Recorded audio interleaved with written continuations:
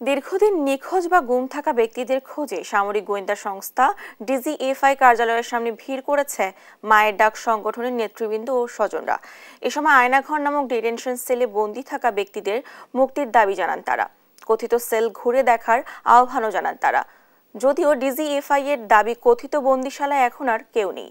স্বজনরা সেনাপ্রধানের সাথে সাক্ষাতের জন্য আবেদন করেন। তারা বলছেন অন্যান্য বাহিনীতেও ডিটেনশন সেল আছে, সেখান থেকেও বন্দীদের ছেড়ে দেওয়ার অনুরোধ করা হবে।